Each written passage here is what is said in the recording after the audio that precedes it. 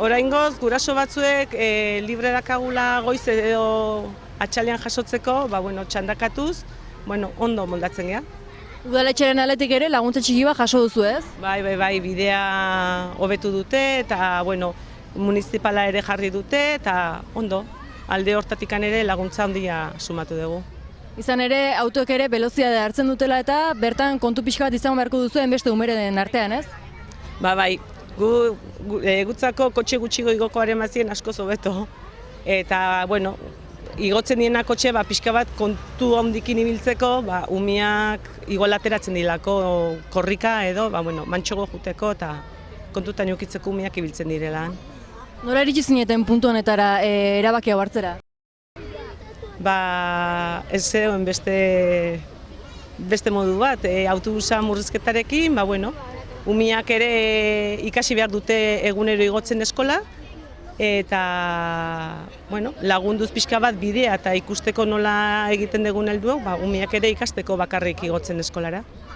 Guri ekainan haseran edo guraso elkartea eta eskola etorri zaigun bileratxo bat antolatu nahi zutela, ikusita aurten irailean autobusa murrizketa zituela eta pixka bat eskaera horrek adierazin nahi zigun, udala aldetikan ere parte hartu genezaken, abeze posturetan edora, eta udalak esan genuen, gure postura izango zala pixka bat, iguale señalizazioa, margoketak, eta hor ikuste ginen utxuneak betetzea.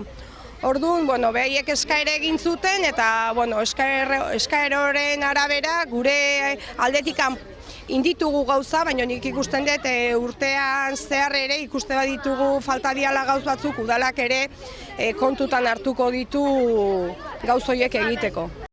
Oinez zioten zarete ikastolara azaldu guztuen, nola molatzen zarete? Ibiltzen. Taldeka edo nola egiten duzue? Bai, taldeka. Bakarrik hasi igotzeko. Eta zergatik oinez eta ez kotxez? Kirola egiten duzu bitartean.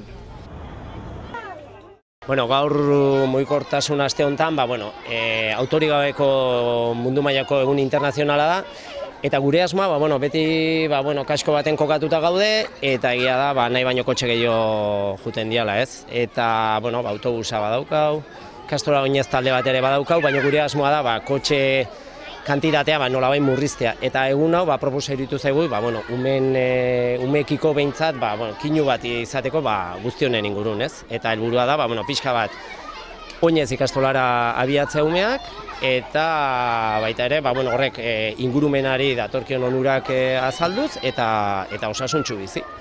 Egunerokotasuna arazo izatea alde Ibarran ikastolara bideen kotxeekin? Arazo, egunan arabera, egia da euria egiten duen egunetan kotxepiak eta nahiko nabaria dela, bai?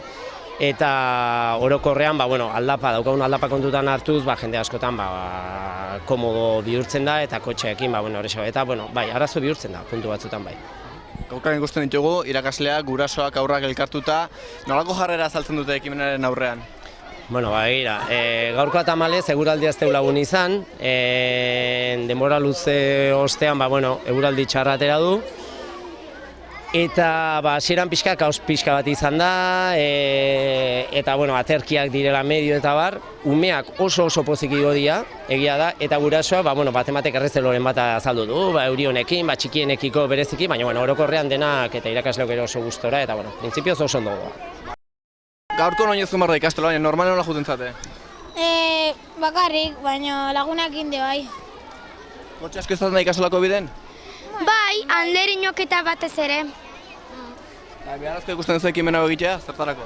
Bai, jendak ikusteko, kotxe ez daula erabili beharrik ikastola joteko. Ikastolako parking guztia gehienetan beteta egotea.